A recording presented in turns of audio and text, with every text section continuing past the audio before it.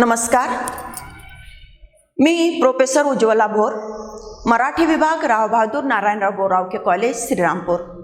विद्यार्थी मित्रांनो, आपण व्हिडिओच्या मागील काही भागांपासून TYBA मराठी या वर्गाच्या पेपर क्रमांक 4 म्हणजेच भाषा विज्ञान या अंतर्गत येणाऱ्या विविध संकल्पनांचा विचार करत आहोत, त्या समजून घेत आहोत।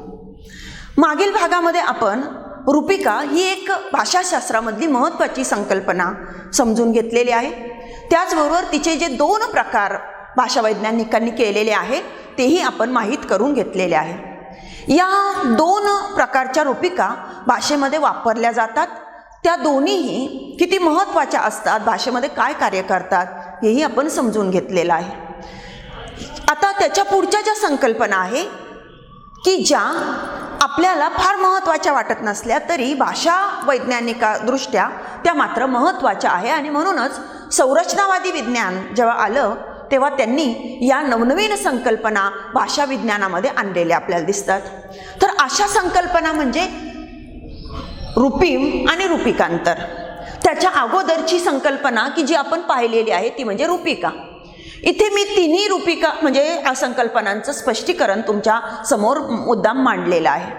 त्यानुसार मी परत आठवण करून देते की आपण ही रूपिका ही संकल्पना पाहिलेली आहे आणि तिचे प्रकारही पाहिलेले आहे, पण आपल्या उजळणीसाठी रूपिका म्हणजे काय तर अर्थदृष्ट्या विभाजन होऊ न शकणारे असे भाषिक रूप, ज्याचं अर्थदृष्ट्या परत विभाजन आपल्याला करता येत नाही, ज्याची फोड करता येत नाही, आणि फोड केली तर तो अर्थ बिघडतो किंवा विस्कळीत होतो, असं भाषिक रूप म्हणजे रूपिका हे आपण पाहिलेलं आहे। मग रूपिकावरूनच पुढे रूपिकांपासूनच पुढे बनतो तो म्हणजे रूपिम।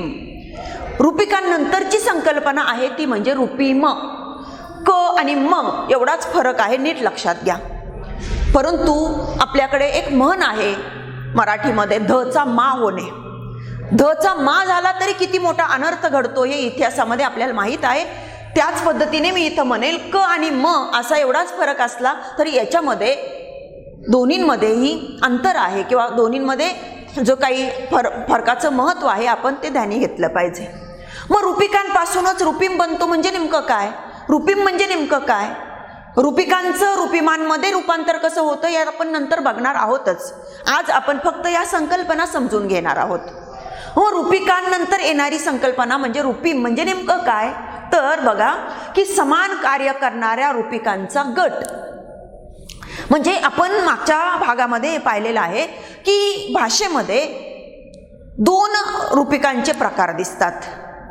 त्याच्यामध्ये सांगताना मी असं सांगितलं होतं की मुक्त रूपिका म्हटल्यानंतर त्या मुक्त रूपिका साधारण कशा असतात, कोणत्या पदाच्या असतात तर नाम, सर्वनाम, विशेषण, क्रियापद वगैरे। आणि बद्ध रूपिका या साधारण कोणत्या प्रकारात असतात तर आख्यात प्रत्यय, विभक्ती प्रत्यय। म्हणजे आपण बघतो की भाषेमध्ये रूपिका अशा दोनच प्रकारच्या असल्या, बद्ध आणि मुक्त, तरी मुक्त रूपिकांमध्ये सुद्धा वेगवेगळं कार्य करणारे असे भाषिक रूप किंवा घटक असतात, आणि म्हणून त्यांच्या कार्यानुसार सगळ्या रूपिकाच असल्या तरी त्यांच्या कार्यानुसार आपण काहींना नाम म्हणतो, काहींना सर्वनाम म्हणतो, काहींना क्रियापद म्हणतो, काहींना विशेषण म्हणतो। मग इथे आपल्याला लक्षात घ्यायचं आहे की समान कार्य करणाऱ्या आणि समान अर्थ असणाऱ्या किंवा दाखवणाऱ्या रूपिकांचा जो गट, त्या गटाचं प्रतिनिधित्व करणारा असा कुठला तरी एक शब्द किंवा एक संकेत आपल्याला वापरावा लागतो, आणि मग अशा प्रतिनिधित्व करणाऱ्या त्या रूपिकेच्या त्या शब्दाला किंवा त्या भाषिक रूपाला म्हटलं जातं ते रूपिम। मग इथे आपण परत उदाहरण घेऊ। आपण रूपिका आणि त्यांचे प्रकार बघताना आपण एक वाक्य घेतलं होतं, तुम्हाला आठवत असेल तर बघा की अशोकने शेंगा पाडल्या, असं वाक्य आपण घेतलं होतं। पाडल्या, पाडल्या हा शब्द दोन रूपिकांनी बनलेला आहे असंही आपण पाहिलं होतं। मग पाड आणि ल अधिक आ अशा त्याचं विभाजन आपण केलेलं होतं। मग आ ही एक रूपिका आहे, ती बद्ध रूपिका आहे असं आपण म्हटलं होतं, आणि पाड ही मुक्त रूपिका आहे असं आपण म्हटलं होतं। मुक्त का, कारण तिला स्वतःचा स्वतंत्र अर्थ आहे, ती वाक्यामध्ये स्वतंत्रपणाने किंवा आणखीन या पद्धतीने कुठेही वापरता येते असं आपण बरंचसं बघून झालेलं आहे।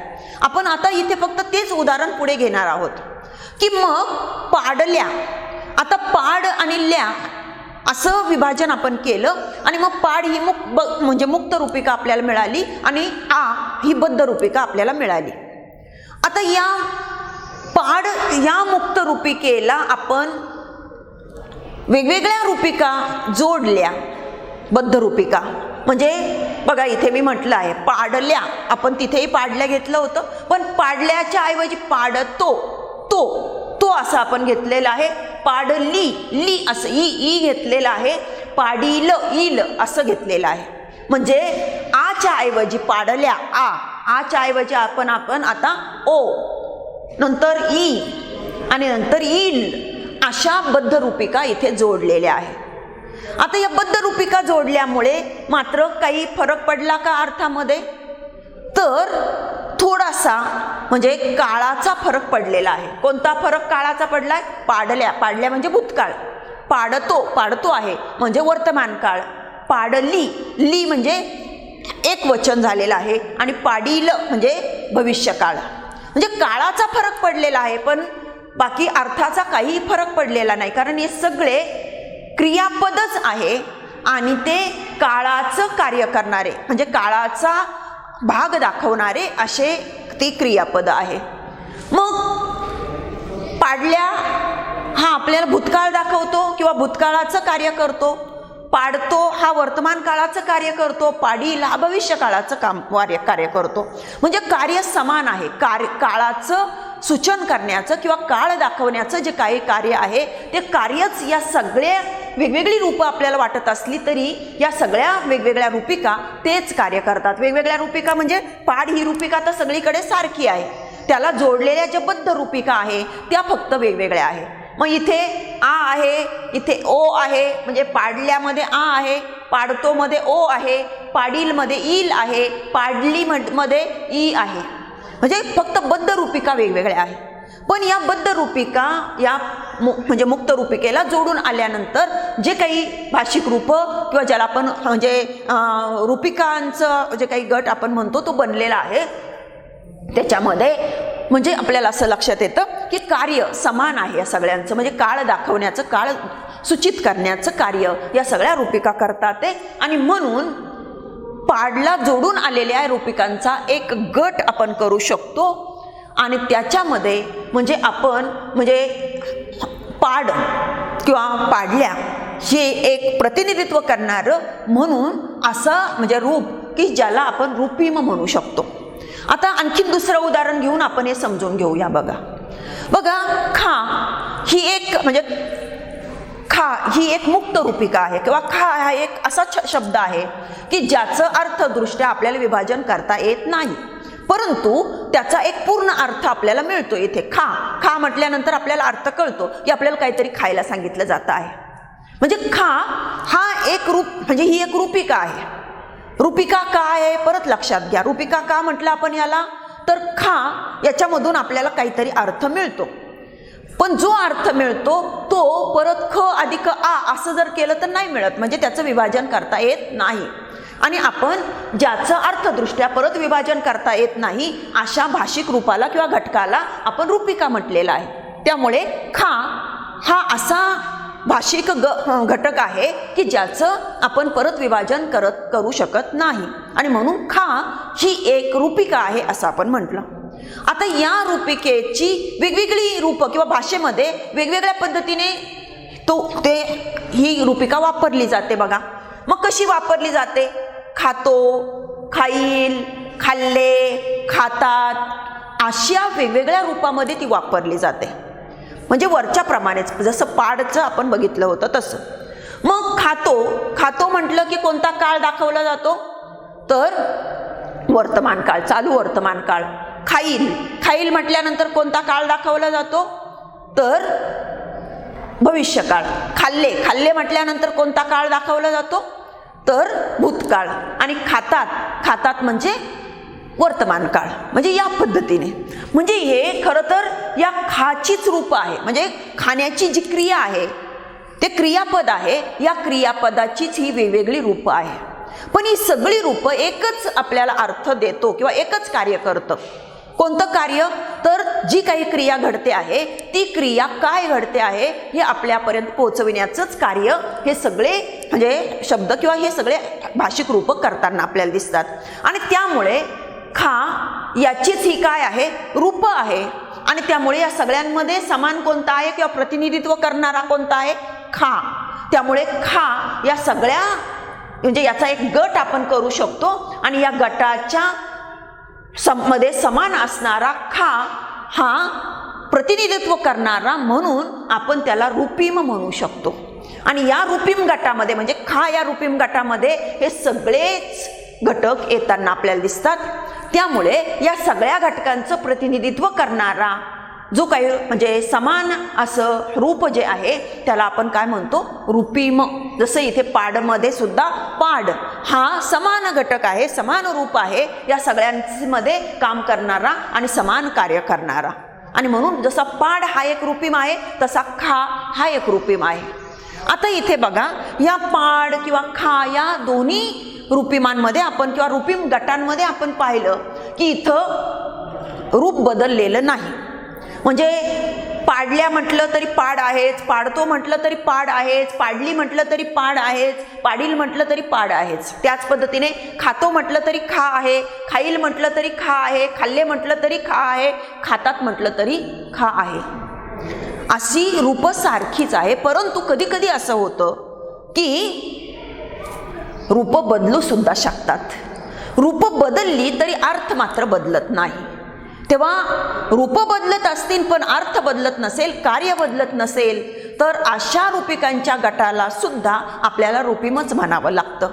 म्हणजे बघा उदाहरणार्थ जा, जसं खा आपण उदाहरण घेतलं, खा ही रूपिका आणि तिची ही वेगवेगळी रूप. तसं जा, जा हा एक भाषिक घटक किंवा भाषिक रूप आपल्या भाषेमध्ये आपल्याला बघायला मिळतं. मग या जाची वेगवेगळी रूप जर आपण पाहिली तर काय, जसं जातो, जाईल.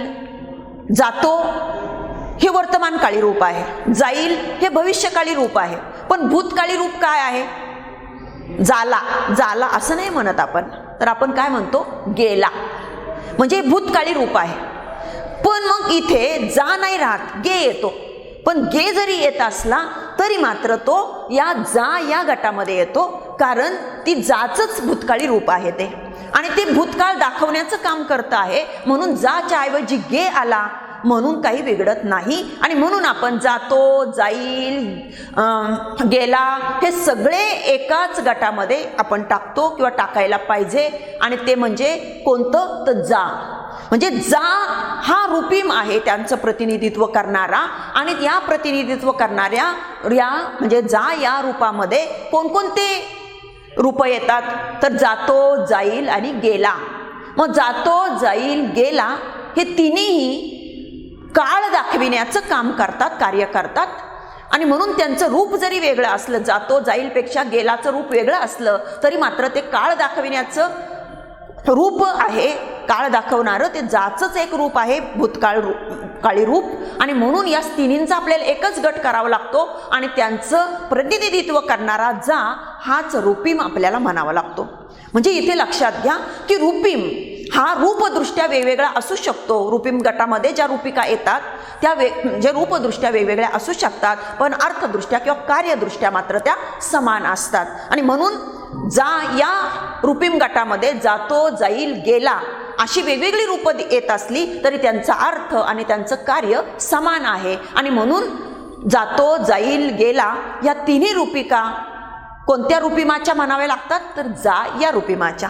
याच पद्धतीने इंग्रजीमध्ये आपल्याला बघायला मिळतं की समजा यस, यस म्हणजे जसं आपण यस लावतो तर तो यस, तर हा म्हणजे यस हे जे अक्षर आहे ही एक रूपिका म्हणजे ही एक रूपिम आहे. कारण काय बघा, स्वांग्ज, स्वांग्ज असं आपण म्हणतो तेव्हा तिथे यस येतो. म्हणजे एक स्वांग आणि अनेक स्वांग असं आपल्याला म्हणायचं असतं, आपण तेव्हा तिथे यस वापरतो. त्याचप्रमाणे गर्ल्स, एक मुलगी अनेक मुलगी असं दाखवताना आपण यस वापरतो. रोजीज म्हणजे अनेक फुलं म्हणजे गुलाब असं म्हणताना आपण यस लावतो तिथे. आता इथे बघितलं तर आपल्याला असं लक्षात येईल की प्रत्येक ठिकाणी यस किंवा ईएस लागलेला आहे. असं असताना त्याचा उच्चार मात्र कसा होतो बघा. स्वांग्ज म्हणताना त्याचा उच्चार ज होतो गर्ल्स म्हणताना त्याचा उच्चार स होतो आणि रोजीज म्हणताना त्याचा उच्चार इज होतो. म्हणजे प्रत्येक उच्चार वेगवेगळा आपल्याला असलेला दिसतो. स हे ज स आणि इज. पण जरी उच्चार वेगवेगळा असला म्हणजे रूप वेगवेगळं असलं तरी अर्थ मात्र एकच आहे. काय तर अनेक वचन दाखविण्याचंच काम हे सगळे शब्द करताना आपल्याला दिसतात किंवा ही सगळी रूपं करताना आपल्याला दिसतात. आणि या सगळ्यांमध्ये समान काय आहे तर यस समान आहे. सगळीकडे यस वापरलेला आहे आणि म्हणून तो यस हा काय आहे रूपीम आहे. कारण या सगळ्यांचं प्रतिनिधित्व करणारा म्हणजे सगळीकडे तो असणारा किंवा म्हणजे सगळ्यांचं एक समान तत्व जे आहे सूत्र आहे ते दाखवणारा तो आहे. आणि त्यामुळे यस हा रूपीम म्हणावा लागतो. आणि या रूपीम गटामध्ये ज्या रूपिका येतात त्यांना काय म्हणावं लागतं त्या रूपीम गटातल्या रूपिका असं म्हणावं लागतं. म्हणजे याच्यावरून तुमच्या लक्षात आलं असेल की रूपीम ही अशी संकल्पना आहे की ती एक रूपिका लक्षात घेऊन आपल्याला म्हणता येत नाही किंवा दाखवता येत नाही. रूपीम ही अशी समूहवाचक संकल्पना आहे, गटाचं रूप दाखविणारी संकल्पना आहे. जसं आपण म्हणतो की टीवायचा वर्ग. मग टीवायचा वर्ग म्हणजे म्हटल्यानंतर तिथं काही एकच मुलगा किंवा एकच मुलगी नाही येत, तर संपूर्ण त्या वर्गामधले जे काही 20-30 असतील तर तेवढे मुलं मुली आपल्याला गृहीत धरावे लागतात. पण या सगळ्या मुला मुलींचं एक प्रतिनिधित्व कोणत्या शब्दातून आपण दाखवतो तर टीवाय वर्ग म्हणजे टीवाय बीएचा वर्ग या शब्दातून आपण दाखवतो. पण टीवाय बीएचा वर्ग म्हणताना एकच मुलगा किंवा एकच मुलगी आपण गृहीत धरत नसतो, तर आपण त्या वर्गामध्ये जे 20, 25, 30 जे काही मुलं मुली असतील त्या सगळ्यांना गृहीत धरत असतो. म्हणजे टीवाय बीएचा वर्ग ही संकल्पना कशी आहे तर ही अनेक वाचक म्हणजे अनेकांनी मिळून दाखवणारी अशी ती संकल्पना आहे, समूहवाचक संकल्पना आहे. टीवाय बीए किंवा म्हणजे बीए म्हटल्यानंतर एकच मुलगा किंवा एकच मुलगी असं नाही, तर समूह आहे. समूह इथं आपोआपच आपल्या समोर येतो. तो जो काही 25-30 मुलांचा जो काही समूह तो आपल्या समोर येतो. अशी ही समूहवाचक संकल्पना आहे. आणि टीवाय बीएचा विद्यार्थी असं म्हटल्यानंतर एकच व्यक्ती आपल्या समोर येते, पण ती कोणत्या गटातली असते टीवाय बीए वर्गातली.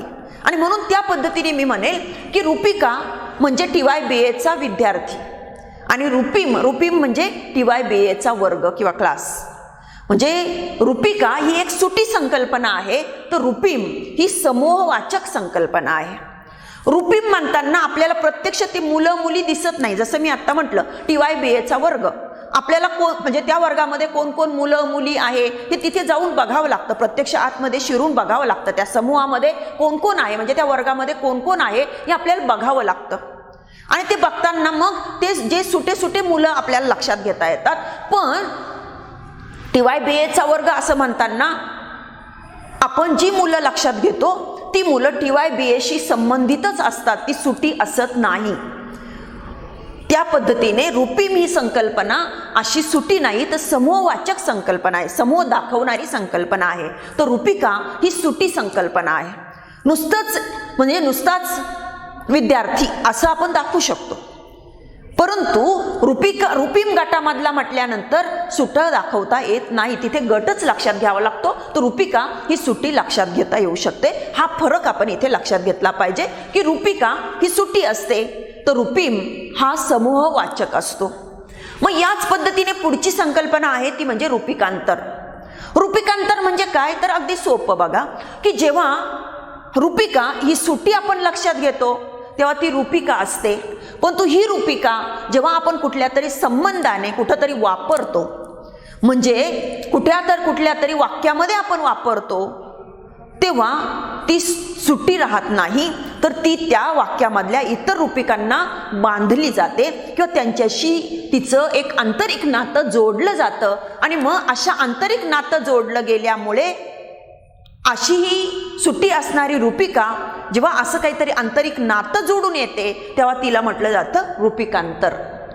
म्हणजे थोडक्यात तुमच्या लक्षात येईल बघा, खरं तर रूपिका आणि रूपिकांतर हे एकच आहे, पण मग तरीही यांना दोन असे वेगवेगळे शब्द का वापरायचे, दोन वेगवेगळ्या संकल्पना का वापरायच्या. तर याचं कारण म्हणजे रूपिका असं जेव्हा आपण म्हणतो तेव्हा रूपिका हा एक सुटा शब्द किंवा सुट असं छोटं लहानात लहान रूप असतं. पण त्याला जेव्हा आपण रूपिकांतर असं म्हणतो तेव्हा ते रूप सुटं राहत नाही, तर ते कुठल्या तरी दुसऱ्या शब्दाशी, कुठल्या तरी दुसऱ्या रूपिकेशी, कुठल्या तरी वाक्यामध्ये ते कुठल्या तरी संबंधाने जोडलं जातं, बांधलं जातं आणि म्हणून त्याला रूपिकांतर म्हणावं लागतं. आणि म्हणून आपण असं म्हटलं, एका रूपिम गटात समाविष्ट असणाऱ्या रूपिका.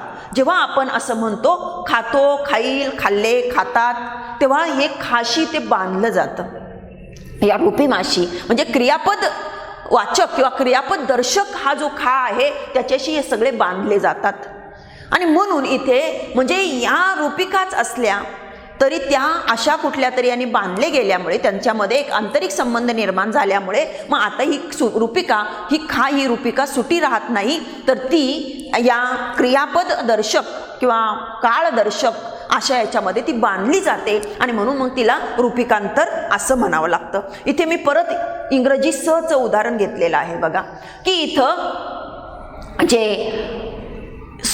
हा यस, मी मगा सांगितल्याप्रमाणे यसच आहे सगळीकडे, पण हा यस सुटा जर आपण घेतला तर आपल्याला म्हणजे त्याचं काही फारसा अर्थ कळणार नाही किंवा फार तर अनेक वचन एवढंच आपल्याला कळेल. पण जेव्हा तो प्रत्यक्ष भाषेमध्ये वेगवेगळ्या पद्धतीने वापरला जातो तेव्हा मग आपल्याला कळतं की अरे याचं वेगवेगळ्या म्हणजे पद्धतीने कार्य चालतं किंवा वेगवेगळ्या पद्धतीने याचा वापर होऊ शकतो. मग सॉंग्स म्हणताना अनेक वचन दाखवताना त्याचा ज उच्चार झाला असला तरी इथे तो वापरला जातो. गर्ल्स म्हणताना अनेक वचन दाखवताना तो वापरला जातो पण तिथं त्याचा स उच्चार होतो. रोजीज म्हणताना त्याचा तिथे ईज उच्चार होतो. अशी वेगवेगळी रूपं दिसत असली तरी मात्र हे सगळे एकाच रूपिम गटामधले आहेत आणि त्यामुळे हे असा सुटा स नाही तर अनेक वचन दाखवणारे असे एक वेगळे रूप आहे. आणि म्हणून या अनेक वचनांचा एक गट जो आपण करतो किंवा त्या गटामधला म्हणून आपण जेव्हा ती रूपिका लक्षात घेतो तेव्हा त्याला रूपिकांतर म्हणावं लागतं. मी परत इथे थोडंसं मागाच्या सारखं वर्गाच्या उदाहरणाद्वारे सांगेन ते असं, की जेव्हा आपण नुसतं विद्यार्थी म्हणतो तेव्हा ती रूपिका असते, पण तीच रूपिका म्हणजे तोच विद्यार्थी जेव्हा आपण टीवायच्या वर्गामध्ये गृहीत धरून मग त्याला विद्यार्थी म्हणतो तेव्हा तो टीवायच्या वर्गामध्ये वापरला गेलेला किंवा तिथे बांधला गेलेला किंवा तिथं समाविष्ट झालेला असतो. आणि म्हणून आपण तिथे त्याला नुसता विद्यार्थी म्हणू शकत नाही, तर आपण काय म्हणतो, टीवायच्या वर्गातला विद्यार्थी. म्हणजे खरं तर तो विद्यार्थीच असतो, म्हणजे खरं तर रूपिकाच असते. पण ती रूपिका कशाशी बांधली गेली किंवा तो विद्यार्थी कशाशी बांधला गेला, कशामध्ये समाविष्ट झाला, तर टीवाय बीएच्या वर्गामध्ये. आणि त्यामुळे टीवाय बीएच्या वर्गामध्ये तो समाविष्ट झाल्यामुळे आता त्याला नुसतंच विद्यार्थी म्हणून चालत नाही, तर आपल्याला टीवाय बीएचा विद्यार्थी म्हणावं लागतं. त्या पद्धतीने जेव्हा रूपिका कुठल्याही दुसऱ्या याच्याशी बांधली किंवा जोडली गेलेली नसते तेव्हा ती रूपिका असते. पण जेव्हा ती अशा कुठल्या तरी कार्याच्या निमित्ताने वाक्यामधल्या इतर रूपिकांशी जोडली जाते तेव्हा तिला रूपिकांतर म्हणावं लागतं. आणि म्हणून मी असं म्हणेन की तुम्हाला समजण्यासाठी अगदी सोप्या शब्दामध्ये मी असं सांगेन की रूपिका म्हणजे भाषेमधला कुठलाही असा छोटा शब्द की जो शब्द आपण अर्थदृष्ट्या परत फोडू शकत नाही. म्हणजे काहीतरी अर्थ आपल्याला तो देतो पण तो अर्थदृष्ट्या आपण फोडू शकत नाही आणि तो सुटा असतो. मग तो आपण आपल्याला पाहिजे तसा कुठेही वापरू शकतो पण तो वापरेपर्यंत सुटा असतो. पण जेव्हा तो आपण वापरायला लागतो म्हणजेच कुठंतरी आपण त्याला एक प्रकारे बांधतो, वाक्याशी म्हणा, शब्दबंधाशी म्हणा वगैरे, तेव्हा मात्र तोच सुटा असलेला शब्द, तो लहानात लहान शब्द म्हणजे अर्थदृष्ट्या लहानात लहान शब्द की ज्याला आत्तापर्यंत आपण रूपिका म्हटलं, हा सुटा असलेला शब्द मात्र जेव्हा कुठल्या तरी वाक्यामध्ये वापरला जायला लागतो, कुठल्या तरी रूपिकांच्या शेजारी ठेवून वापरला जायला लागतो, तेव्हा मात्र तो रूपिकांतर बनतो. म्हणजे रूपिका आणि रूपिकांतर हे मूळ पायावर सारखे किंवा एकच असतात. मग मी असं म्हणेन की समजा कॉलेजमध्ये आलेले विद्यार्थी सगळे विद्यार्थीच असतात, पण त्याच्यामधले काही विद्यार्थी जेव्हा टीवाय बीएच्या वर्गात जातात तेव्हा ते टीवाय बीएच्या वर्गात समाविष्ट होतात. तिथं त्यांना त्यांचं वेगळं कार्य करायला लागू शकतं. तिथं त्यांचा संबंध त्या TYBAच्या वर्गाशी, तिथल्या कामाशी, तिथल्या विषयाशी, तिथल्या अभ्यासक्रमाशी, तिथल्या विद्यार्थ्यांशी जोडला जातो किंवा ते त्याला बांधील होतात आणि त्यामुळे मग ते विद्यार्थी बाकीच्या सुट्या विद्यार्थ्यांपासून वेगळे पडतात, वेगळे ठरतात. त्यामुळे त्यांना वेगळं नाव द्यावं लागतं. नुसतंच विद्यार्थी म्हणून चालत नाही, तर त्यांना आता आपल्याला TYBAचे विद्यार्थी असं म्हणावं लागतं. खरं तर विद्यार्थीच आहे. TYBAचे विद्यार्थी काय, ते विद्यार्थी आणि बाकी बाहेर राहिलेले तेही विद्यार्थी, दोन्ही विद्यार्थी. पण आता फरक कसा पडला बघा, की बाकी राहिलेले विद्यार्थी हे नुसते विद्यार्थी आहे, ते कुठल्याच याला जोडले गेलेले नाही, कुठल्याच वर्गाला विषयाला जोडले गेलेले नाही.